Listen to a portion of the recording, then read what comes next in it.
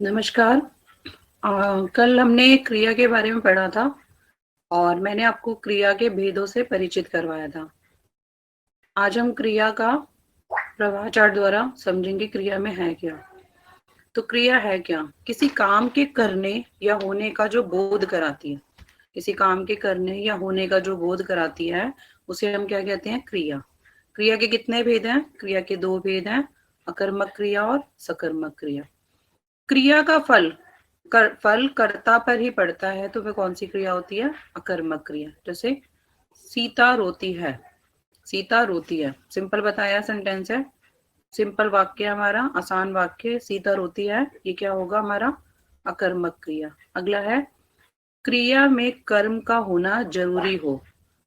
जब क्रिया में कर्म का होना जरूरी हो तो वो कौन सी क्रिया होगी हमारी? सकर्मक क्रिया। वह पुस्तक पढ़ता है, क्या है हमारी? सकर्मक क्रिया। तो वह पढ़ता है, अगर मैं ये बोल देती वह पढ़ता है तो वो कौन सी क्रिया होती है हमारी? अकर्मक। अब इसमें कर्म जुड़ गया है, किस चीज को पढ़ रहा है? वो पुस्तक को पढ़ रहा है। तो ये क्या बन गया? जिसके अंदर कर्म जुड़ा होता है वो कौन सी क्रिया होती है? सकर्मक। और जिसका जो फल है कर्ता पर ही पड़ता है उसे कहते हैं हम अकर्मक क्रिया। क्रिया के भेद रचना के आधार पर। क्रिया के भेद रचना के आधार पर पहला है हमारा सामान्य क्रिया, दूसरा है संयुक्त क्रिया, तीसरा है नाम धातु क्रिया, चौथा है प्रेरणार्थक क्रिया और पांचवा है हमारा पूर्वकालिक क्रिया। अब इस एक के बाद एक को परिचित कराऊंगी मैं। पहले हम क्रिया को ले लेते हैं अपनी सामान्य क्रिया को। इसकी परिभाषा कुछ इस प्रकार है, जब किसी वाक्य में एक ही क्रिया का प्रयोग हो, जब किसी वाक्य में एक ही क्रिया का प्रयोग हो तो वह कौन सी क्रिया होती है हमारी? सामान्य क्रिया। जैसे सोहन ने गाना गाया, पिताजी ने पत्र लिखा। तो इसमें कितनी क्रिया आ रही है? एक ही। सोहन क्या कार्य कर रहा है? गाना गाने का। तो कितनी क्रियाएं हैं इसके अंदर जुड़ी हुई? एक क्रिया। मोर बारिश में नाच रहा है, तो मोर नाच रहा है, कहां पर नाच रहा है? बारिश में नाच रहा है वो। तो बारिश क्या है? एक ही क्रिया जुड़ी हुई है। सीता ने रोटी खाई, सोहन ने पुस्तक पढ़ी, सुनील ने खाना खाया, माताजी ने खाना बनाया और मोहन रोया। मीरा ने पानी पिया, सुशील गिरा। तो इसके अंदर कितनी क्रियाएं जुड़ी हैं? सब में एक क्रिया। इसलिए कौन सी क्रिया होगी हमारी? सामान्य क्रिया। अगली क्रिया है हमारी संयुक्त क्रिया। संयुक्त क्रिया क्या होती है? जब दो या दो से अधिक क्रियाएं मिलकर किसी पूर्ण क्रिया को बनाती हैं। जब दो या दो से अधिक क्रियाएं आपस में मिलती हैं, जब ये आपस में मिलेंगी तो क्या होगा? ये क्या कर रही है? एक संयुक्त क्रिया बना रही है। जैसे मैंने खाना खाया, दो क्रियाएं आपस में मिलकर एक पूर्ण क्रिया को बनाती है। जैसे मैंने बोला मैंने खाना खाया, तो खाना खाया किसने? मैंने खाया। तो मैंने खाना और खाया, खा लिया है। ये क्या है? दो क्रियाएं आपस में जुड़ गई, इसलिए क्या बन जाएगी हमारी? संयुक्त क्रिया। दूसरा है हमारा तुम बाजार चले जाओ, तुम बाजार चले जाओ। तो तुम साथ में लगा और कहाँ जा रहे हैं? बाजार। दो क्रियाएं आपस में जुड़ी हुई हैं इसमें भी। वह मेरे घर आया करता है। अगला है रेलगाड़ी चल पड़ी, पिताजी आ गए, आज पढ़ना लिखना होगा। पढ़ना और लिखना दो क्रियाएं मिल गई। सीता हर बात पर रो पड़ती है, हमें ईश्वर के आगे झुक जाना चाहिए। पिताजी ने सब्जी बना दी। पिताजी ने क्या कर रहे? क्या है? अगर माता जी है, पिताजी है, कोई भी सब्जी बना सकता है। तो यहाँ पर वाक्य लिखा है माता जी ने सब्जी बना दी, यानी माँ ने क्या कार्य किया है? सब्जी बनाने का। हम पढ़ाई कर चुके हैं, हमने क्या किया है? कार्य क्या किया है हमने? पढ़ाई करने का। दोनों क्रियाएं मिल गई, तो ये कौन सी क्रिया होती है? संयुक्त क्रिया। अगली हमारी क्रिया है नाम धातु क्रिया। नाम से ही ज्ञात हो रहा है नाम धातु। जब संज्ञा, सर्वनाम और विशेषण शब्दों से बनने वाली क्रियाओं को नाम धातु क्रिया कहते हैं। किससे बन रही है ये? संज्ञा से बन रही है, सर्वनाम से बन रही है और विशेषण। इसके बारे में मैंने आपको ऊपर भी एक्सप्लेन करा था अच्छे से। इसके बारे में मैं आपको बता चुकी हूँ, संज्ञा क्या है, सर्वनाम क्या है और विशेषण क्या है। इससे बनने वाली क्रियाओं को हम क्या कहते हैं?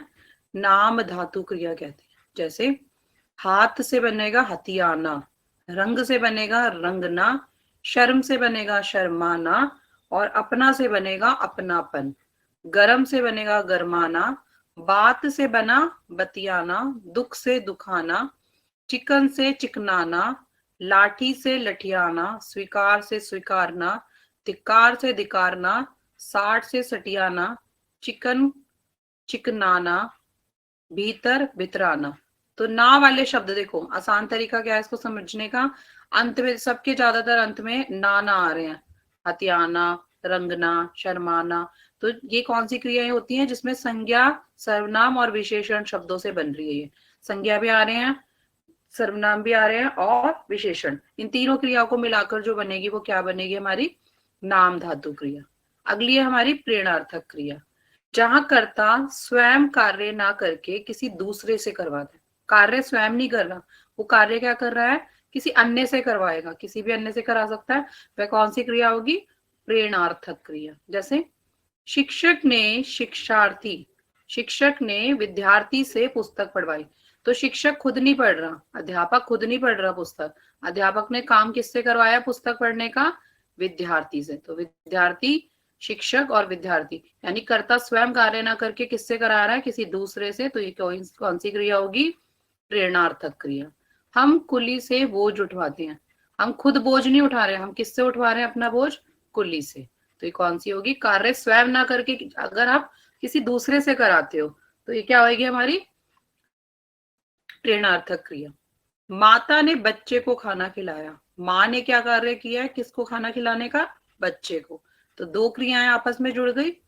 नौकर माली से पत्र लिखवाता है, नौकर पत्र लिख रहा है पर खुद नहीं लिख रहा, किससे पत्र लिखवा रहा है, माली से। मालिक नौकर से सफाई कराता है, तो मालिक खुद सफाई नहीं कर रहा है, किससे करवा रहा है, नौकर से। यानी हम किसी अन्य से काम करवा रहे हैं, तो वह कौन सी क्रिया होगी, हमारी प्रेरणार्थक क्रिया। महेश नाई से बाल कटवाता है, वह अपनी बेटी से गीता पढ़वाता है। रमेश अपना इलाज डॉक्टर से करवाता है।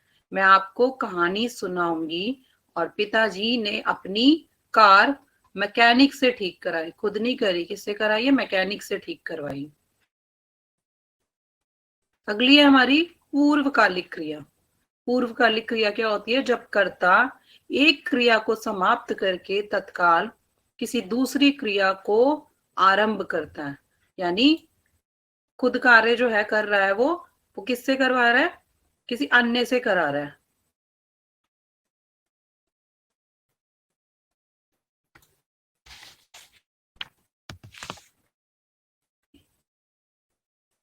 वो कौन सी क्रिया होगी, हमारी पूर्वकालिक क्रिया।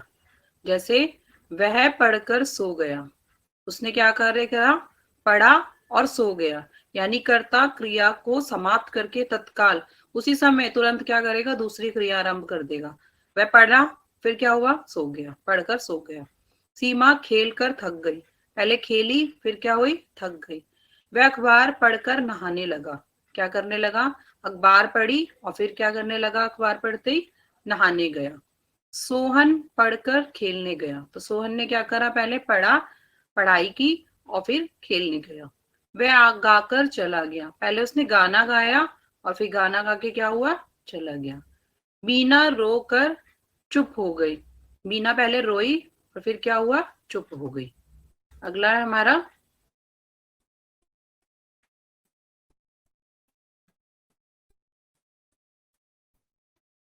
मैं दौड़कर जाऊंगा। तो मैंने क्या कार्य किया, मैं दौड़कर जाऊंगा, यानी पहले दौड़ा फिर गया।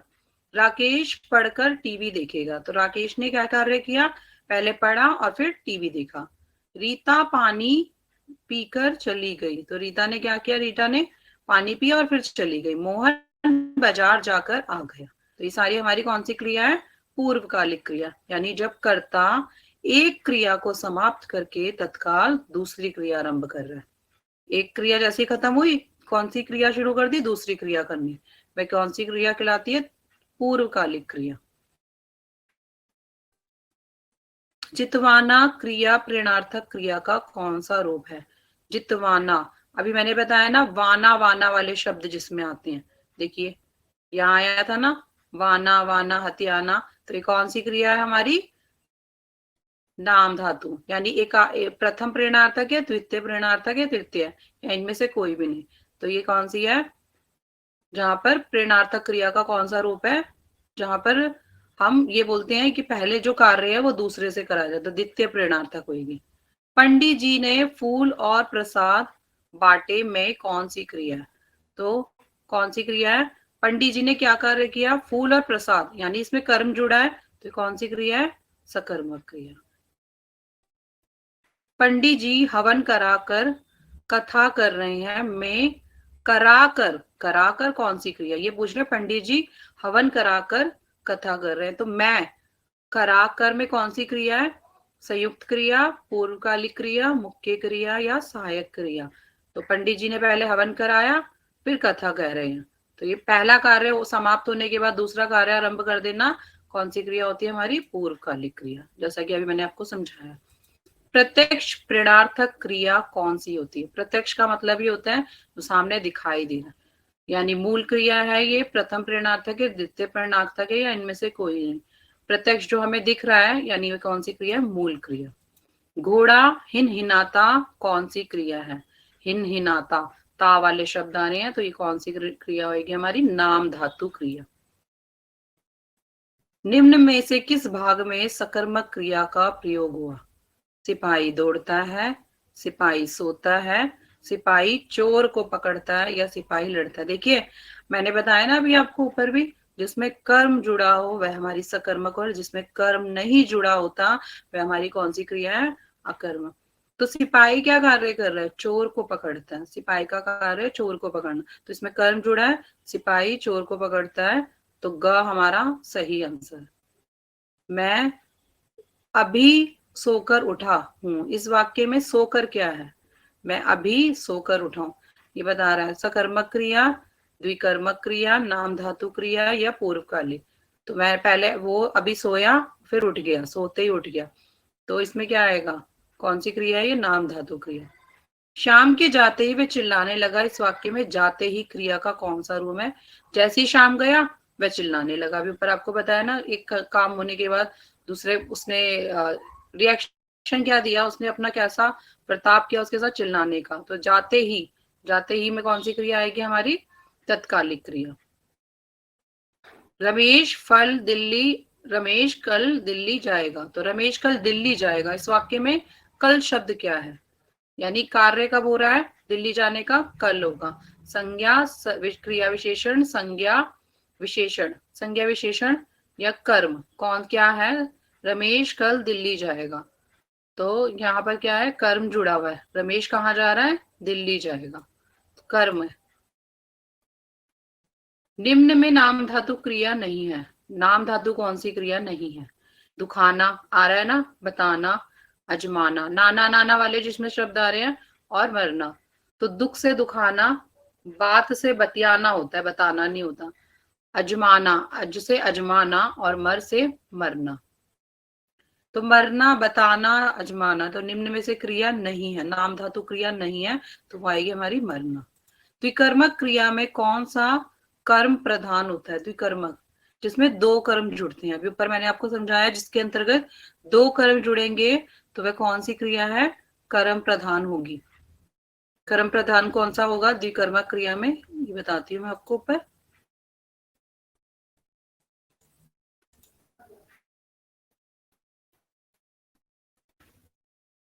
ये मैं आपको शेयर कर रही हूँ एक बार फिर से।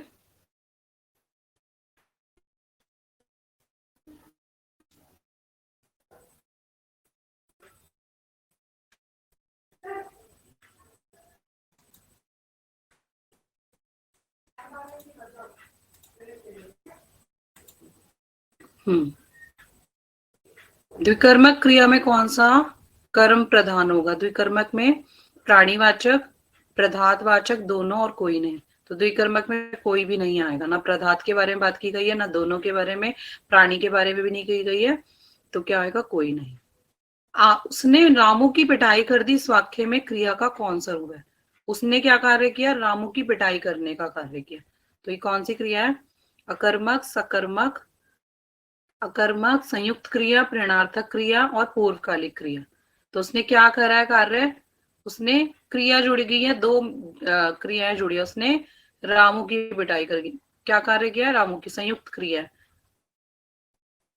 चिड़िया आकाश में उड़ रही है, इस वाक्य में प्रयुक्त क्रिया है। चिड़िया आकाश में उड़ रही है, कर्मक, सकर्मक, समापिक, असमापिक।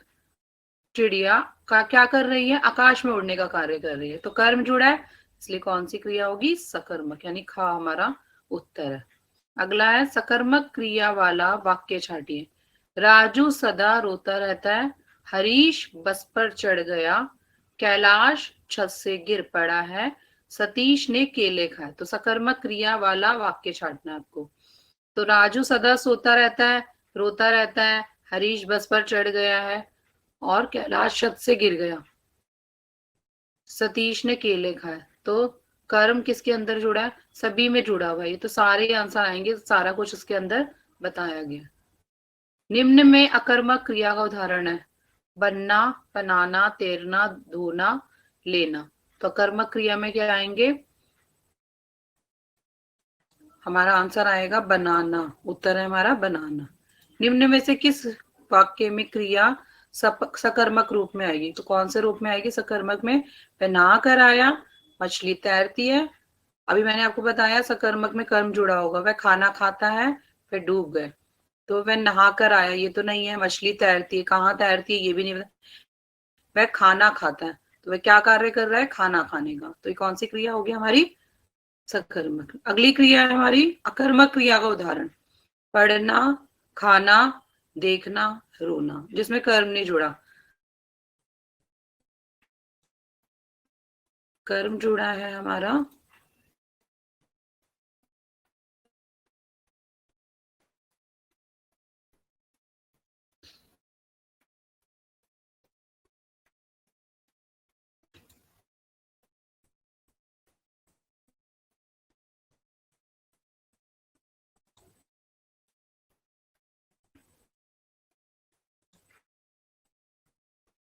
निम्नलिखित में से किसमें कर्म सकर्मक क्रिया होगी?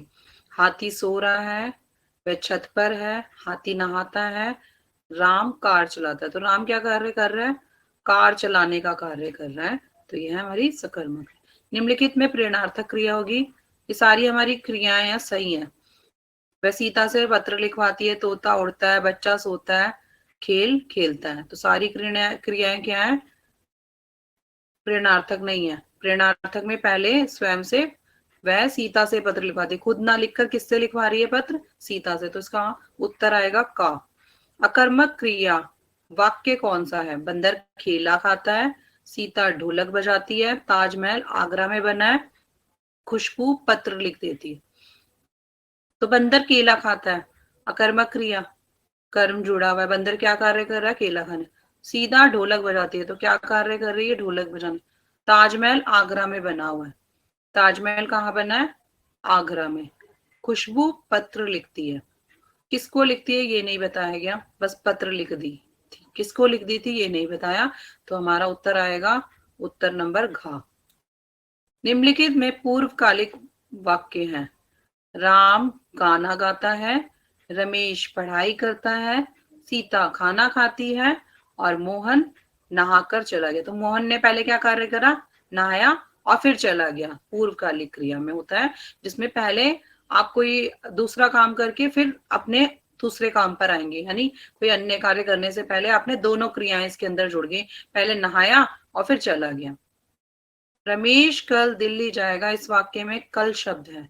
रमेश कल दिल्ली जाएगा, तो रमेश कल जाएगा ना, ये अभी ऊपर मैंने करवाया था। इसके अंदर क्या जुड़ा हुआ है? हमारा कर्म जुड़ा हुआ है। ये ऊपर वाले सेम आ रहे हैं आपके, ये भी करवाए हैं मैंने अभी आपको। आगे देखते हैं। हाँ, कर्म के आधार पर क्रिया के कितने भेद हैं? कर्म के आधार पर क्रिया के दो भेद हैं, सकर्मक क्रिया और अकर्मक क्रिया। रचना के आधार पर क्रिया के कितने भेद हैं? रचना के आधार पर दो भेद हैं, चार चार भेद है हमारे। अर्थ की दृष्टि से भी अलग है और रचना की दृष्टि से अलग है। माँ ने चिट्ठी लिखवाई में कौन सी क्रिया है? माँ ने चिट्ठी लिखवाई, तो माँ क्या कार्य कर रही है? मैं कौन सी क्रिया है? माँ खुद ना चिट्ठी लिखे, माँ ने चिट्ठी लिखवाई है किसी अन्य से, तो ये कौन सी क्रिया होगी? पूर्वकालिक। हमें किसी का दिल नहीं दुखाना चाहिए, दुखाना शब्द में कौन सी क्रिया है? हमें किसी का दिल नहीं दुखाना चाहिए, तो दुखाना शब्द में कौन सी क्रिया है? दुखाना में हमारा आएगा नाम धातु, प्रेरणार्थक, सहायक और संयुक्त। तो हमें क्या कार्य नहीं करना चाहिए, ऊपर भी बताया था मैंने, जिसमें नाम से जुड़ा है, हमें किसी का दिल नहीं दुखाना चाहिए। तो दुखाना शब्द दुख से जुड़ा है और दुख क्रिया नहीं है, दुख कोई क्रिया नहीं है। क्रिया के जिस रूप में काम होने का पता चले, यानी कि काम होने का पता चल रहा है कि वो कार्य चल रहा है अभी, कौन सा काल होएगा वो? वर्तमान काल। अगर कार्य अभी हो रहा है तो मैं कहूंगी वर्तमान काल। कार्य बीत चुका है, यानी मैंने कल खाना बनाया था या मैंने कल राजमा चावल खाए थे, तो कल जो चला गया, कल जो चला गया वह कौन सा काल है? हमारा भूतकाल। और जो कल आएगा, यानी कल मैं घूमने जाऊंगा, आगरा जाऊंगा, जो भी आप भविष्य में करने वाले हो वो कौन सा काल होता है? भविष्य काल। और वर्तमान यानी प्रेजेंट, जो अभी चल रहा है, मैं बोल रही हूँ, आपको पढ़ा रही हूँ, ये सारे कौन से काल होंगे? वर्तमान, जो अभी चल रहा है। इनमें से किस वाक्य में गलत क्रिया का प्रयोग हुआ है? ये पंक्तियां सूरदास पाठ से ली गई हैं। हम रात में भोजन करते हैं, अब तुम जाओ, आप आम खा के देखो। सारे ठीक है, पर यहाँ क्या बोल रहे हैं? ये पंक्तियां सूरदास पाठ से, सूरदास की हमेशा पाठ नहीं थे, सूरदास ने कविताएं लिखी हैं, तो पहला उत्तर आएगा इसका गलत। इनमें से किस वाक्य में सकर्मक क्रिया नहीं है? सोहन देर तक सोता है, रमा पत्र लिख रही है, मैंने उसे एक पुस्तक दी, विद्यार्थी कक्षा में पढ़ रहे हैं।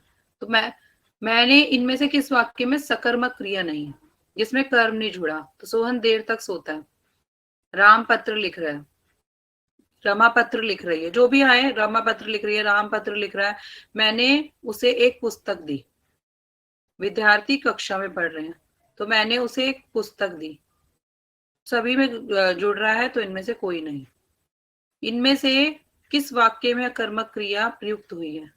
बच्ची सो रही है, बच्चे केला खा रहे हैं, लड़का पत्र लिख रहा है, वह पढ़ रहा है। वह क्या पढ़ रहा है? हमें नहीं पता क्या पढ़ रहा है, तो इसका उत्तर आएगा, अगर इसमें लिखा होता वह पुस्तक पढ़ रहा है, तो वो होती है हमारी सकर्मक। अब इन्होंने पूछा कर्मक क्रिया कौन सी है, तो कर्मक क्रिया होगी वह पढ़ रहा है। जिस अविकारी शब्द के प्रयोग से हम किसी वस्तु के विषय में कुछ विधान करते हैं, उसे हम क्या कहते हैं? उसे हम कहते हैं क्रिया, विशेषण, सर्वनाम, संज्ञा। तो विकारी शब्द के प्रयोग से हम किसी विशेष वस्तु के बारे में विधान करते हैं, वस्तु के बारे में बात की जाएगी, तो वह क्या है? संज्ञा।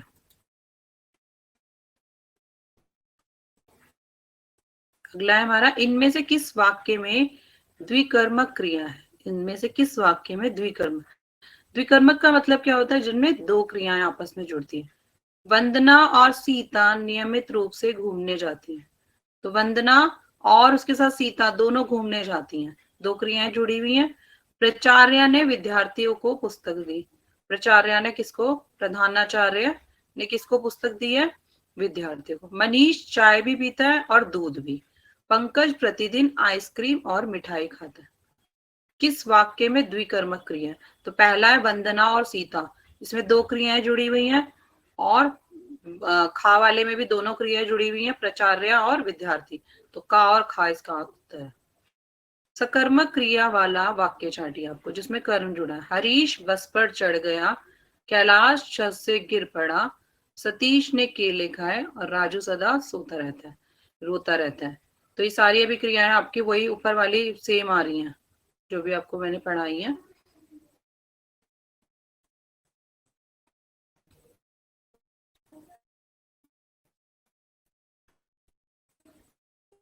ये भी वही आ रहा है सेम। अच्छा, अब हम इसका पुनरावलोकन कर लेते हैं, सार बिंदु कुछ आपको संक्षिप्त बिंदु समझा देती हूँ, इससे आपको और अच्छे से समझ आ जाएगा इसके अंदर क्या है। क्रिया, क्रिया का शाब्दिक अर्थ है कार्य करना। क्रिया का शाब्दिक अर्थ क्या है? कार्य करना। जिन शब्दों से किसी काम का करना या होना पाया जाए उसे हम क्या कहते हैं? क्रिया। यानी जिस शब्द से कोई काम करना या होना, कोई काम कर रहा है, चल रहा है, कुछ भी हो रहा है, वह क्या कहलाएंगी? क्रिया। जैसे खाना, नाचना, खेलना, पढ़ना, मरना आदि, ये सारी हमारी क्या है? क्रिया। क्रिया का निर्माण इसके मूल धातु से होता है। धातु में ना लगा देने से क्रिया बन जाती है। जैसे लिख धातु में ना लगा देते हैं तो लिखना क्रिया बन गई। यानी आपको क्रिया का निर्माण मूल धातु से करना है। अभी मैंने ऊपर आपको एक प्रश्न भी कराया है, तो धातु में ना लगने से क्या बन जाएगी? वो क्रिया। जैसे धातु में ना लगने से क्या बन गई है? वो लिख से क्या बन गया? लिखना। पढ़ से क्या बन जाएगा? पढ़ना। चल से क्या बन जाएगा? चलना। कुछ उदाहरण मैंने बता दिए आपको इसके अंतर्गत। हिंदी व्याकरण में ऐसी भी क्रियाएं होती हैं जो धातुओं के साथ साथ संज्ञा एवं विशेषण के सहयोग से भी बनती हैं।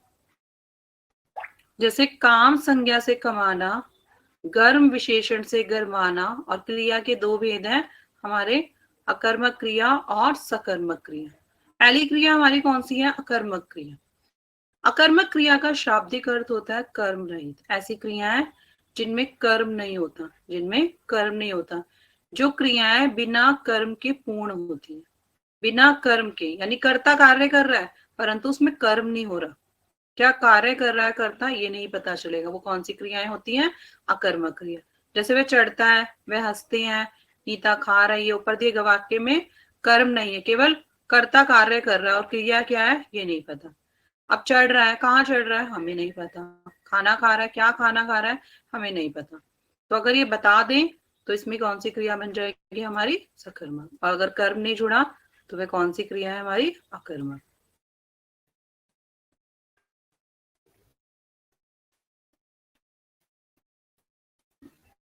अगली क्रिया है हमारी अकर्मक क्रिया के एक कुछ आपको चित्र द्वारा भी समझाया गया। देखिए, जिन क्रियाओं का असर कर्ता पर ही पड़े वह अकर्मक क्रिया कहलाती है। ऐसी अकर्मक क्रियाओं को कर्म की आवश्यकता नहीं होती। अकर्मक क्रियाओं के उदाहरण है राकेश रोता है, सांप रेंगता है और बस चलती है। यानी कर्म नहीं जुड़े इसके अंतर्गत। अगर कर्म जुड़ा होता तो वह सकर्मक बनती। अब इसमें कर्म नहीं जुड़ा, इसलिए कौन सी क्रिया है ये? अकर्मक क्रिया। सकर्मक क्रिया। सकर्मक क्रिया का शाब्दिक अर्थ है कर्म रहित। जिस क्रिया में कर्म होता है, कर्ता के साथ ही कर्म भी जुड़ा होता है, उसे सकर्मक क्रिया कहते हैं। इसमें क्रिया का प्रभाव कर्म पर पड़ता है। क्रिया का प्रभाव सीधा सीधा किस पर पड़ रहा है? कर्म पर। जैसे उदाहरण दे रखा है, मैं पुस्तक पढ़ता हूँ। कार्य क्या कर रहा है? पढ़ने का कार्य तो कर रहा है। अगर मैं लिख देती मैं पढ़ता हूँ, क्या पढ़ता हूँ ये नहीं पता। अगर ये आता वाक्य मैं पढ़ता हूँ तो आप बोलते सकर्मक, अकर्मक क्रिया। अब यहाँ पर मैं पुस्तक पढ़ता हूँ, जिसमें साफ साफ स्पष्ट भाषा में बताया गया है मैं पुस्तक पढ़ रहा हूँ। क्या कार्य कर रहा है? पढ़ने का, पुस्तक पढ़ने का। ये कौन सी क्रिया होगी हमारी? सकर्मक। राम भोजन खाता है, इन वाक्यों में पुस्तक एवं भोजन कर्म है। इसके बिना क्रिया पूर्ण नहीं होती। जब क्रिया में क्या, किसे, किसको का प्रश्न करने पर उत्तर मिल जाता है उसे क्या सी क्रिया कहते हैं? उसे सकर्मक क्रिया। ऊपर के वाक्य में राम क्या खाता है? उत्तर भोजन। तो बताया गया है ना भोजन खा रहा है। अगर हम कह देते राम खाता है, क्या खाता है हमें नहीं पता। अगर राम खाता है तो अकर्मक, और राम भोजन खाता है, कर्म जुड़ गया ना भोजन कार्य का, तो कौन सी क्रिया बन जाएगी? सकर्मक। सकर्मक क्रिया जिन क्रियाओं का असर कर्ता पर नहीं कर्म पर पड़ता है वह सकर्मक क्रिया है। इन क्रियाओं में कर्म का होना आवश्यक है। उदाहरण के लिए, मैं लेख लिखता हूँ, सुरेश मिठाई खाता है, मीरा फूल लाती है, भवरा फूलों का रस पीता है। तो यानी कार्य क्या कर रहे हैं? मीरा, मैं पत्र लिखती हूँ, मैं लेख लिखती हूँ, तो कार्य तो हो रहा है ना पत्र लिखने का, लेख लिखने का। सुरेश खाता है, सुरेश क्या खा रहा है यहाँ पर? मिठाई, तो कर्म जुड़ गया। मीरा लाती है, क्या लाती है? फल, फल जुड़ गया इसके अंदर कर्म। भंवरा फूलों का रस पीता है, क्या पीता है? फूलों का रस। तो इनमें सभी में कर्म जुड़ा है, इसलिए कौन सी क्रिया है? सकर्मक क्रिया। पूर्व ज्ञान परीक्षण में आपको ये बता देती हूँ मैं, कल भी मैंने इसके बारे में बात की थी। अगर मैं तुमसे प्रश्न पूछती हूँ तुम बाजार किस कारण जाते हो, तो आप बोलोगे मैं सामान खरीदने के लिए जाता हूँ। तुम बाजार में जाकर क्या क्या करते हो, तो छात्र क्या बोलेंगे? मैं बाजार में जाकर कुछ अन्य घर के सामान लेकर आता हूँ जिसमें जो मेरी जरूरतों के अनुसार होते हैं। जिन शब्दों में किसी कार्य का करना या होना व्यक्त हो उसे हम क्या कहते हैं? क्रिया। क्रिया के बारे में आप जानते हैं, ये वही दोबारा से बता रही हूँ इसके बारे में। देखो, क्रिया की परिभाषा और क्रिया के भेद। जिस शब्द से किसी काम को करना या होना प्रकट हो उसे हम क्या कहते हैं? क्रिया। जैसे खाना, पीना, सोना, रोना, जागना, लिखना इत्यादि। तो ये सारी हमारी क्या है? खाना, पीना, सोना, रोना, जागना, लिखना, ये हमारी सारी क्या है? क्रियाएं हैं। संज्ञा, सर्वनाम और विशेषण की तरह ही क्रिया भी विकारी शब्द है। ये क्या है? विकारी शब्द। इसके रूप, लिंग, वचन और पुरुष के अनुसार बदलते रहते हैं। इसका परिवर्तन किसके अनुसार होता है? लिंग के अनुसार होएगा, वचन के अनुसार होता है और पुरुष के अनुसार। क्रिया शब्द की उत्पत्ति क्रीश धातु से हुई है, जिसका अर्थ है कुछ करना या कुछ दिखाना, कुछ करके दिखाना। व्याकरण की दृष्टि से क्रिया वह शब्द है जिससे किसी काम के करने या होने का बोध होता है। जैसे हंसना, खेलना, लिखना, दौड़ना, सोना आदि। मूल धातु वही आ गई हमारी। खा से खाना, पढ़ से पढ़ना, जा से जाना, लिख से लिखना। ना ना ना वाले शब्द जुड़ गए। ये कौन सी क्रिया है हमारी? मूल धातु के रूप आपको समझाए थे मैंने ऊपर भी। मूल धातु, सामान्य धातु, व्युत्पन्न धातु, यौगिक धातु। वही चीज दोबारा आ रही है। मूल धातु, मूल धातु किसी पर आश्रित होती है तो उसे हम क्या कहते हैं? मूल धातु। खा, पा, पी, रह, गा, रो, लिख आदि। तो यानी किसी पर एक तरह से आश्रित है। आश्रित का मतलब क्या होता है? डिपेंड है। सामान्य धातु, धातु में जो ना प्रत्यय जोड़कर उसका सरल रूप बनाया जाता है उसे हम क्या कहते हैं? सामान्य धातु। जैसे जाना, खाना, बोलना, रोना, पढ़ना, लिखना, सोना, घूमना, गाना, हंसना, देखना आदि। व्युत्पन्न धातु कौन सी होती है हमारी? सामान्य धातु में अगर प्रत्यय लगाकर या कोई किसी कारण से परिवर्तन किए जाते हैं तो उसे हम क्या कहते हैं? व्युत्पन्न धातु। जैसे सुल से क्या बनेगा? सुलवाना। लिख से क्या बनेगा? लिखवाना। दिल से क्या बना? दिलवाना। तो इसके पीछे शब्द कौन से आ रहे हैं ये देखिए। वाना, वाना, वाना, है ना। कर से क्या बन रहा है? करवाना। लिख, खिल से क्या बन रहा है? खिलवाना। धुल से क्या बन रहा है? धुलपाना। तो प्रत्यय लग रहे हैं। प्रत्यय जिसमें लग रहे हैं, प्रत्यय लगकर और किसी कई अन्य कारण से परिवर्तन भी हो रहे हैं तो ये कौन सी क्रिया होगी हमारी? कौन सी क्रिया का धातु रूप है? व्युत्पन्न धातु। अगली है हमारी यौगिक धातु। यौगिक धातु को जोड़कर, प्रत्यय जोड़कर बनाया जाता है। जैसे खाना से खिला, पढ़ना से पढ़ा, लिखना से लिखा और खाना से खिलाना आदि। अगली है हमारी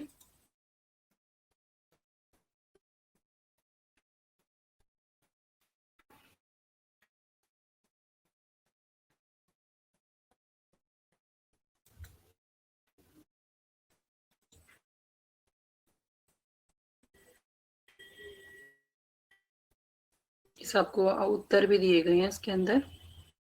उत्तर माला से भी आप देख सकते हैं।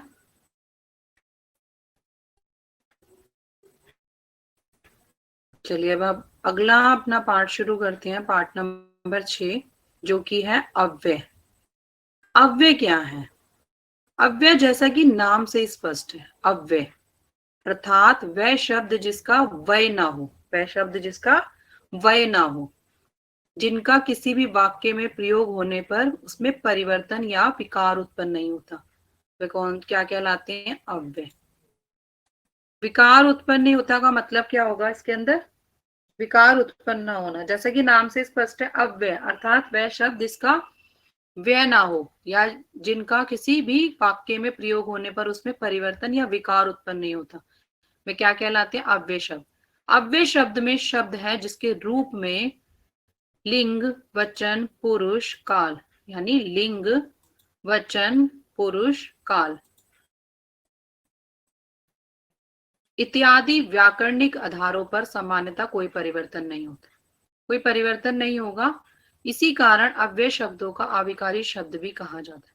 अव्यय को क्या बोलते हैं और दूसरा इसका नाम क्या? अव्यय शब्दों का दूसरा नाम क्या है? अविकारी शब्द। वह शब्द किसी भी वाक्य में प्रयुक्त होने, वह शब्द किसी भी वाक्य में प्रयुक्त होने पर अपने मूल रूप में ही बने रहते हैं। जैसे आज, कल, कभी कभी, और, ऊपर, क्योंकि, इसलिए, लेकिन, पास, पहले, परंतु इत्यादि। तो ये सारे जितने भी मैंने आपको भी शब्द बताए हैं, कौन से शब्द है हमारे? अविकारी शब्द या अव्यय शब्द। अगला है हमारा, वह शब्द किसी भी वाक्य में प्रयुक्त होने पर अपने मूल रूप में परिवर्तन तो ला रहे हैं। अब इसके अव्यय के भी, अव्यय शब्दों को ही अव्यय की संज्ञा दी गई है। अव्यय शब्दों के 4 प्रकार निम्नलिखित हैं। कौन कौन से 4 प्रकार हैं? क्रिया विशेषण, संबंध बोधक, समुच्चय बोधक और विस्मयादि बोधक।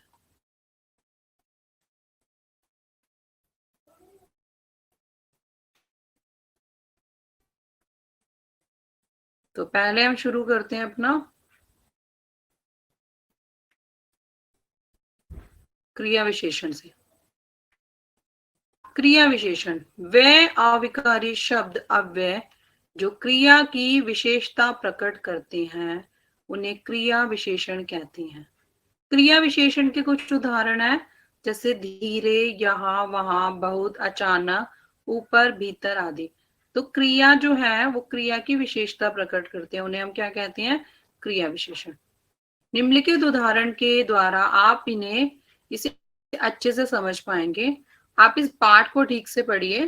क्रिया क्या है? क्रिया पढ़िए और क्रिया की विशेषता है ठीक से। ऊपर बोल रहे हैं ना, ये क्या वाक्य लिखा है? आप इस पाठ को ध्यान से पढ़िए। तो क्रिया क्या है इसमें पढ़िए, और क्रिया की विशेषता क्या बता रहा है? ठीक से। अतः यहाँ पढ़िए, क्रिया की विशेषता बताने वाला शब्द है, और ठीक क्या है? क्रिया विशेषण। तो क्रिया और विशेषण दोनों जुड़ गए तो क्या बन गई? क्रिया विशेषण। जितना तेज चलोगे उतना जल्दी पहुंचोगे। प्रस्तुत वाक्य में क्रिया है चलोगे और पहुंचोगे, और जितना और उतना क्या है? इस क्रिया की मात्रा को प्रकट करता है, इसलिए क्या कहलाएगा? क्रिया विशेषण। इसका वर्गीकरण कुछ इस प्रकार है। हिंदी क्रिया विशेषण को 2 आधारों पर वर्गीकृत किया गया। कौन कौन से 2 आधार हैं? पहला है रूप रचना के आधार पर। रूप और रचना के आधार पर वर्गीकरण इस प्रकार किया गया है। विशेषण के 3 प्रकार बताए गए हैं, तो मैं एक एक करके इसको भी आपको समझाती हूँ। पहला है हमारा जो, वो है मूल क्रिया विशेषण। वह क्रिया विशेषण जो किसी अन्य शब्द के योग से नहीं बनती। कौन सी क्रिया विशेषण है ये? किसी अन्य शब्द को नहीं लोगे आप, सिर्फ एक अपना शब्द ही लोगे, अन्य शब्दों को नहीं जोड़ोगे। उन्हें मूल क्रिया विशेषण कहा जाता है। जैसे इधर का इधर ही रहेगा, उधर, अच्छा, बुरा, आज, कल, अचानक, दूर, पास, ठीक, नीचे। ये सारी कौन सी क्रियाएं हैं? हमारी मूल क्रिया विशेषण। अगला है हमारा यौगिक क्रिया विशेषण। 2 नंबर पे क्या लिखा है? यौगिक क्रिया विशेषण वह क्रिया विशेषण जो किसी शब्द में प्रत्यय अथवा कोई शब्द जोड़ने से बनते हैं। यानी कि इसमें क्या कर रहे हैं हम? प्रत्यय तो जोड़ा और उसके साथ कोई शब्द भी जोड़ देंगे, उन्हें यौगिक क्रिया कहते हैं। यौगिक से आपको अभी ऊपर भी मैंने समझाया था, जब हमने रूढ़ शब्द, यौगिक शब्द और योग रूढ़ के बारे में पढ़ा। तो यौगिक का मतलब क्या था? जोड़ना। योग का मतलब क्या होता है? जमा करना, यानी कि जमा करना, या आप ये बोल सकते हो जोड़। जैसे मन से, धीरे धीरे, यहाँ पर, प्रेम पूर्वक, दिन भर। ये सारे कौन से हैं? हमारी क्रिया क्रिया विशेषण। यानी कौन सी क्रिया है? यौगिक क्रिया विशेषण। अगली है हमारी संयुक्त क्रिया विशेषण। ये क्या होती है बेटा? वह क्रिया विशेषण जिनकी रचना निम्न आधारों पर की जाती है। कैसे? समान संज्ञा शब्दों के योग से, जैसे दिनों दिन, रातों रात, आंखों आंखों में आदि। तो समान संज्ञा शब्द कौन से होंगे? जैसे मैं बोलूंगी दिनों दिनों, रातों रात, आंखों आंख। ये सारी कौन सी हमारी समान संज्ञा शब्द। भिन्न संज्ञाओं के योग कौन से बनेंगे? दिन रात, सुबह शाम। ये वाली कौन सी होती है? भिन्न क्रियाएं होती है संज्ञा। क्रिया विशेषण की पुनरुक्ति से, जैसे जल्दी जल्दी, आगे आगे, ये कौन सी क्रिया है? पुनरावृत्ति। इसमें ये कौन सी क्रिया विशेषण का उदाहरण है? पुनरावृत्ति। भिन्न क्रिया विशेषण के उदाहरण कौन से हैं? जैसे यत्र, तत्र, यहाँ, वहां आदि। क्रिया विशेषण के कार्य बीच में ना के आने से जैसे कहीं ना कहीं, कोई ना कोई इत्यादि। अनुकरणात्मक शब्दों की पुनरुक्ति से जैसे झटपट, फटाफट आदि। विभिन्न अव्यय के प्रयोग से क्या बनेगा, जैसे प्रतिक्षण, यथास्थान आदि। अब हमारा अगला है अर्थ के आधार पर। तो अर्थ के आधार पर क्रिया विशेषण को 4 प्रकार में विभाजित किया गया। किसके आधार पर समझा रही हूं मैं ये आपको, अर्थ के आधार पर। इसको कितने भागों में विभाजित किया गया है, 4। क्रिया जैसे किस का प्रकार हो रही है और हो रही थी या होएगी। यानी अभी मैंने आपको समझाया था ना ऊपर, वर्तमान काल, भूतकाल और भविष्य काल। वर्तमान यानी जो अभी चल रहा है, आप पढ़ रहे हो, आप क्या कर रहे हो, आप खाना खा रहे हो, आप टीवी देख रहे हो, आप फोन देख रहे हो, आप लैपटॉप देख रहे हो, आप जो भी कार्य कर रहे हो अभी, या आप बात कर रहे हो, ये सारी क्रियाएं कौन सा काल होएगा हमारा, वर्तमान काल। और अगर मैं बात करती हूँ थी जिसमें लगाओ, तो वह है हमारा बीत चुका यानी भूतकाल। जैसे कल मैं बाजार गया था, कब गया था, कल गया था, जो बीत चुका वह कौन सा काल था हमारा, भूतकाल। और जो कल आएगा, आने वाला काल, वो कौन सा काल होता है हमारा, भविष्य काल। यानी कि कल मैं विद्यालय जाऊंगी, इस तरह से बोल सकते हैं, या कल मैं पटना जाऊंगी, कल के लिए बता रहे हो आप, जो कल होगा। क्रिया कहाँ घटित हो रही है, थी और होगी पर होगी। क्रिया कब घटित हो रही है, और थी और योगी पर होगी। यानी भविष्य में आपको पता नहीं कल आपके साथ क्या होगा, आपको कुछ नहीं पता। कल जो बीत गया वो दोबारा नहीं आएगा, और जो भी चल रहा है वो चल ही रहा है। क्रिया परिमाण या मात्रा में होती है। उपरोक्त आधारों पर क्रिया विशेषण के 4 भेद होते हैं। कौन कौन से, रीतिवाचक क्रिया विशेषण, स्थानवाचक क्रिया विशेषण, कालवाचक क्रिया विशेषण और परिमाणवाचक क्रिया विशेषण। अब इनको एक एक करके मैं आपको समझाती हूँ। पहला हम लेते हैं अपना रीतिवाचक क्रिया विशेषण। जिन अव्यय अविकारी शब्दों से क्रिया के होने की विधि या रीति का बोध हो। रीति क्या होती है, रीत यानी चलना, जो रीतें बनी हुई है आज तक वो चलती आ रही है। विधि, विधि का विधान है, जो लिखा है वो होके रहेगा, तो ये इसी से जुड़ा है, रीति से। उन्हें रीतिवाचक क्रिया विशेषण कहते हैं। साधारण शब्दों में कहें तो क्रिया कैसे या किस प्रकार या अर्थ जिस शब्दों से प्राप्त हो रहे हैं वह क्या है, रीतिवाचक। ये आसान भाषा में आपको समझाया गया। साधारण शब्दों में कहें तो दिए गए वाक्य में क्रिया के संदर्भ में, क्रिया के संदर्भ में कैसे या किस प्रकार का उत्तर जिन क्रिया विशेषण शब्दों से मिलता है उन्हें हम क्या कहते हैं, रीतिवाचक क्रिया विशेषण। इसे उदाहरण के द्वारा समझाने का प्रयास करते हैं। बाहर तेज बरसात हो रही है। तो बाहर क्या हो रही है, अभी इस समय तेज बरसात हो रही है। तो प्रस्तुत उदाहरण में यदि प्रश्न किया जाए आपसे, बरसात कैसी हो रही है, तो आप बोलोगे, उत्तर आप क्या देंगे, तेज हो रही है। आपने बताया बारिश कैसी हो रही है बाहर, तेज हो रही है। तो ये कौन सा, रीतिवाचक क्रिया विशेषण। आज तेज, तेज जो है इसके अंदर क्रिया विशेषण है, कौन सा विशेषण है, रीतिवाचक। एक अन्य उदाहरण प्रस्तुत है, बर्तन अचानक गिर गया। तो उपरोक्त उदाहरण में यदि प्रश्न पूछा जाए कि बर्तन बर्तन कैसे या किस प्रकार गिरा, आपसे पूछा जा रहा है, आपसे मैंने पूछा बर्तन कैसे और किस प्रकार गिरा, तो आप क्या मुझे उत्तर दोगे, आप क्या बताओगे बेटा, आप लोग बोलेंगे कि अचानक गिर गया। तो अचानक क्या है, बर्तन गिरा, अचानक गिरा, तो ये कौन सी क्रिया होगी, हमारी रीतिवाचक क्रिया। अतः यहाँ अचानक शब्द रीतिवाचक क्रिया विशेषण है। अचानक क्या है, रीतिवाचक। स्थानवाचक क्रिया विशेषण क्रिया के होने में स्थान को सूचित करती है, स्थान के बारे में बताती है, वह क्या कहलाती है, स्थानवाचक क्रिया विशेषण। स्थानवाचक क्रिया विशेषण कहाँ से जुड़े प्रश्नों के उत्तर के रूप में प्रयुक्त होते हैं, जैसे आगे, पीछे, ऊपर, नीचे, भीतर, बाहर आदि। उदाहरण के लिए हम ले सकते हैं, वह बाहर गया था। तो इस वाक्य में यदि पूछा जाए कि वह कहाँ गया था, तो आप उत्तर क्या दोगे मेरे को, बाहर गया था। मैंने आपसे पूछा वह कहाँ गया था, तो आपने बोला बाहर गया था। कहाँ शब्द के उत्तर के रूप में बाहर शब्द का प्रयोग हुआ है, अतः बाहर स्थानवाचक क्रिया विशेषण। स्थानवाचक क्रिया विशेषण के 3 प्रकार होते हैं। स्थितिवाचक, जो स्थिति का बोध कराते हैं, जैसे पास, दूर, यहाँ, वहां आदि। दिशावाचक, दिशा डायरेक्शन बता रहा है, कौन सी डायरेक्शन में क्या हो रहा है, दिशाओं में 4 दिशाएं हैं हमारी, जो उसके बारे में जो दिशा का बोध कराती हैं, इधर उधर, आगे की ओर, बाहर की तरफ इत्यादि। तो ये दिशा से ज्ञात हो रहा है हमारी दिशाएं कौन सी है, पूर्व, पश्चिम, उत्तर, दक्षिण। विस्तारवाचक, जो विस्तार का बोध कराती हैं, जैसे यहां से वहां तक, कितनी दूर तक, दिल्ली से पटना तक। अगला है हमारा कालवाचक क्रिया विशेषण। क्रिया के होने से जुड़े समय की विशेषता बताने वाले शब्दों को कालवाचक क्रिया विशेषण कहते हैं। तो क्रिया के होने से, जो भी कार्य हो रहा है ना अभी, जुड़े समय की विशेषता बताने वाले को क्या कहेंगे हम, कालवाचक, जो भी चल रहा है। वस्तुतः ये क्रिया विशेषण क्रिया से जुड़े समय या काल का बोध कराती है। साधारण शब्दों में अगर हम बात करें तो उत्तर बताने के लिए शब्द क्रिया का विशेषण है, जैसे कल, अभी, अक्सर, प्रतिदिन, सदा इत्यादि।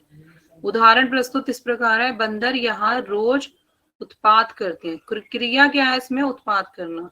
क्रिया का समय या काल का बोध करने वाला प्रयुक्त शब्द है रोज। अतः या रोज काल जो होएगा हमारा, वो क्या कहलाएगा, हमारा क्रिया विशेषण। क्रिया विशेषण कालवाचक के भी 3 प्रकार होते हैं। इसके बारे में मैं एक एक करके आपको समझाती हूँ। चलिए, पहला है बिंदु हमारा काल बिंदुवाचक। काल बिंदुवाचक ये घटित होने वाली क्रिया में काल या समय के सूचक बताते हैं, जो कार्य घटित हो चुका है, यानी घट चुका है। जैसे अब, अभी, आज, प्रातः, साय। अभी की बात कर रही हूँ, अब की बात कर रही हूँ, आज की बात कर रही हूँ, प्रातः सुबह की बात कर रही हूँ, और साय शाम की बात कर रहे हैं। तो ये कौन से है हमारे, काल बिंदुवाचक। अगला है हमारा अवधिवाचक। वह शब्द जो एक निश्चित अवधि को सूचित करता है, जैसे हमेशा, आजकल, दिन भर आदि। यानी ये क्या कार्य कर रहे हैं, ये एक निश्चित अवधि को सूचित कर रहे हैं। यानी कार्य जो है हमेशा होएगा, आजकल मैं आ रहा हूं, दिन भर वह सोती रहती है, इस तरह से। बारंबारतावाचक, वह शब्द जो किसी क्रिया के बार बार होने का बोध है। बारंबार से ज्ञात हो रहा है बार बार बोध रहना, जैसे रोज, बार बार, नित्य, प्रतिदिन, बारंबार से बार बार। परिमाणवाचक विशेषण, क्रिया विशेषण, वह शब्द क्रिया विशेषण जिनका संबंध क्रिया की मात्रा या परिमाण से होता है, ये क्या कहलाती है, परिमाणवाचक क्रिया विशेषण। क्रिया की मात्रा संबंधी विशेषता को स्पष्ट करने वाले वे शब्द कितना, कितनी के उत्तर स्वरूप प्राप्त होते हैं।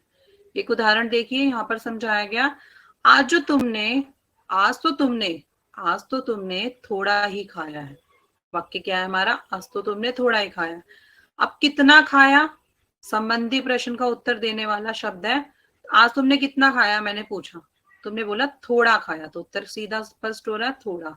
अतः थोड़ा शब्द परिमाणवाचक क्रिया विशेषण है। परिमाणवाचक क्रिया विशेषण को निम्न भागों में बांटा जा सकता है। पहला है अधिकता बोधक, बहुत बड़ा, अत्याधिक। अधिकता से ही शब्द से आपको पता चल रहा है, अधिकता, अत्यधिक से ही पता चल रहा है बहुत ज्यादा। न्यूनता बोधक, बहुत कुछ और लगभग। पर्याप्त बोधक, केवल, ठीक, बस आदि। पर्याप्त होना, किसी चीज को पर्याप्त मात्रा में लेना। तुलना करना यानी कंपेयर करना एक दूसरे से, कम कम खाना खाऊंगा मैं, अधिक खाना खाऊंगा, बस इतना ही खाना खाऊंगा। तो कम, अधिक और इतना, ये सारी क्या है, तुलना। अगला है हमारा श्रेणी बोधक। श्रेणी बोधक क्या है, ये एक्सप्लेन करती हूँ आपको।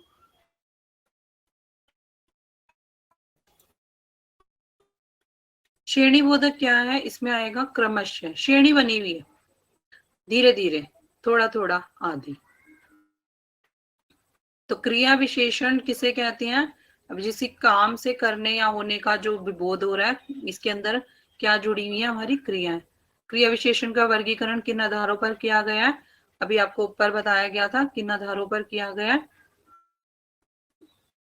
ये रहे 4 प्रकार: रीतिवाचक, स्थानवाचक, कालवाचक और परिमाणवाचक के आधार। अगला है हमारा प्रश्न, संयुक्त क्रिया विशेषण की रचना किन आधारों पर की गई है, स्पष्ट कीजिए। तो संयुक्त क्रिया के बारे में भी मैंने आपको समझाया था ऊपर, देखिए दोबारा से।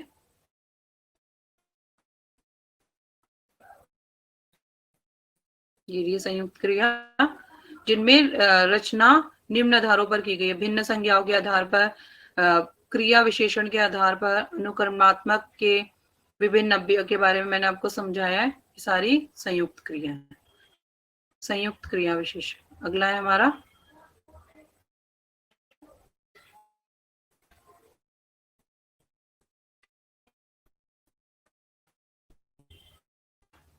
अगली है हमारी क्रिया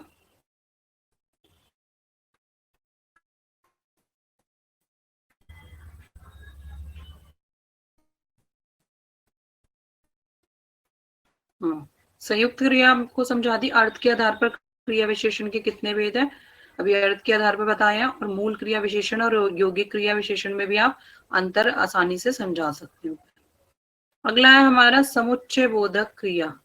समुच्चय बोधक से ज्ञात हो रहा है वह शब्द जो दो या दो से अधिक क्रिया, शब्दों, वाक्यों, एक वाक्यांश से दूसरे वाक्यांश को जोड़ती है। एक वाक्य से दूसरे वाक्य को जोड़ेंगे, वह क्या कहलाएगी, समुच्चय बोधक। समुच्चय बोधक कहलाते हैं समुच्चय बोधक शब्दों का योजक या समुच्चय बोधक अव्यय भी कहे जाते हैं। इनको समुच्चय बोधक योजक भी बोल सकते हो आप, और या अव्यय भी बोल सकते हो आप, दोनों ही नाम है इसके। उदाहरण ले लेते हैं।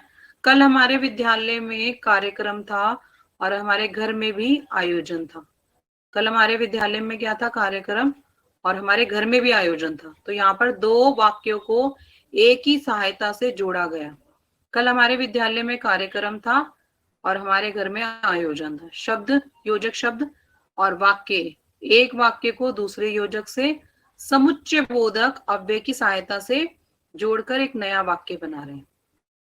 जैसे जहां, वहां, पर, किंतु, परंतु, इसलिए, बल्कि, तब, ताकि, वरना, क्योंकि, या, अथवा, एवं, अन्यथा आदि। सारे शब्द क्या है हमारे, समुच्चय बोधक, यानी दो शब्दों को जोड़कर बनाने वाला शब्द जो भी है वो क्या कहलाएगा, समुच्चय बोधक। समुच्चय बोधक शब्दों को योजक शब्द भी कहते हैं। इसका दूसरा नाम क्या है, योजक शब्द।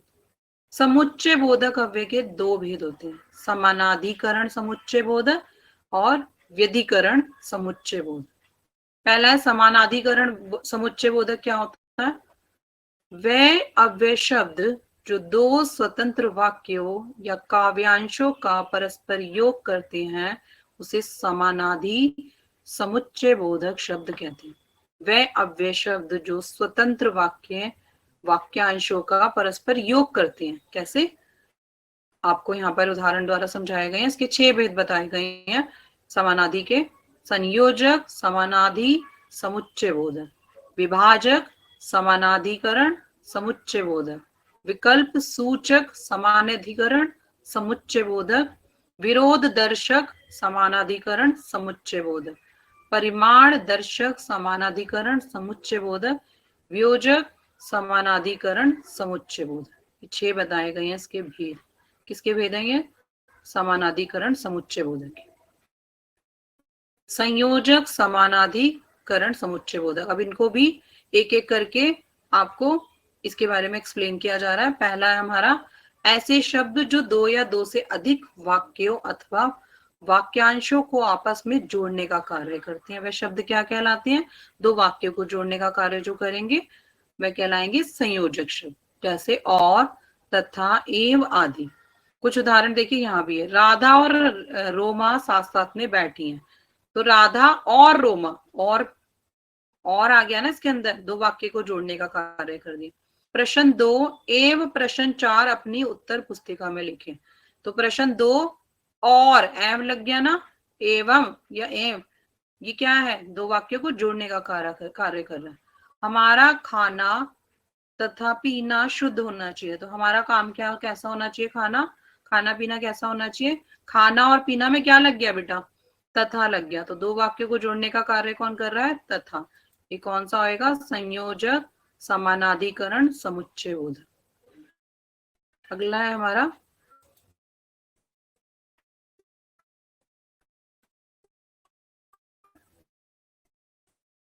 विकल्प सूचक समानाधिकरण समुच्चय बोध।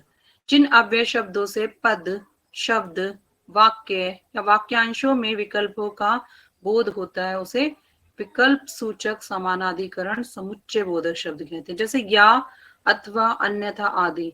या तो तुम पढ़ लो या सो जाओ, तो दोनों वाक्यों को जोड़ने का काव्यांश वाक्यांशों का काम कर रहा है ना।